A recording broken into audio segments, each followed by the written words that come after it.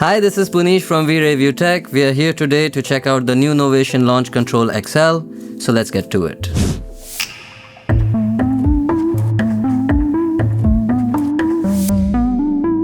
First impressions, the controller feels very premium and sturdy, the build quality is great, the knobs and faders feel perfect, and the buttons have great tactile response. First, we have the DAW mixer mode. In DAW mixer mode, each encoder row controls a different set of Ableton mixer settings. Row 1 and 2 control send levels, row 3 controls pans. These faders are going to control your channel faders, as always. If I press the page down button, I can actually get access to sends 3 and 4.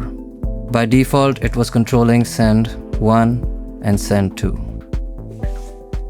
You get dedicated transport controls in the form of a play button and a session record button right here. As for these buttons at the bottom, both of these rows can control two things, which we can toggle by these buttons over here.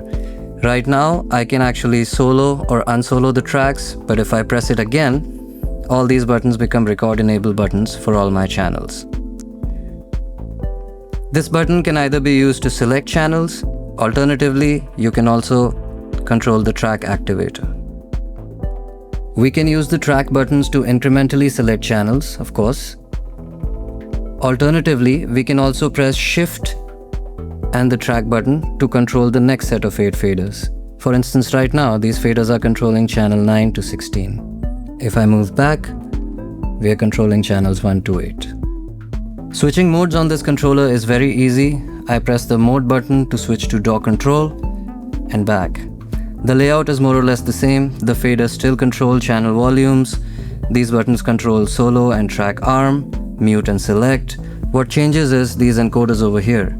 As you can see, now I can control my selected devices. For instance, I have analog on this channel, and in this mode by default, I can control things like filter frequency, resonance, waveform, octave, and a bunch of other controls.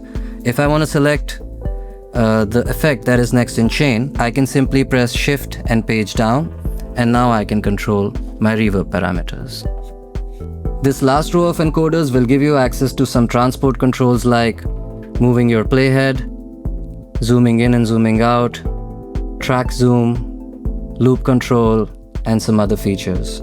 Another very interesting feature on the launch control is that if you want to check the status of your parameter without changing any settings on your devices, you can simply hold Shift and turn the parameter, and it'll tell you what the status is.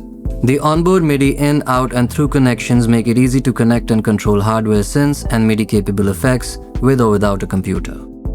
In addition to DAW control and DAW mixer mode, you also get 15 fully editable custom modes. You can create, edit, and save these custom modes using Novation's intuitive component software. In closing, I'd like to say that I'm pretty happy with how this product has turned out.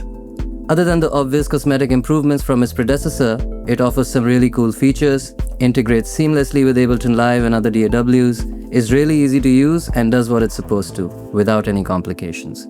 Let us know what you think about this controller in the comments, and in the meantime, keep making music.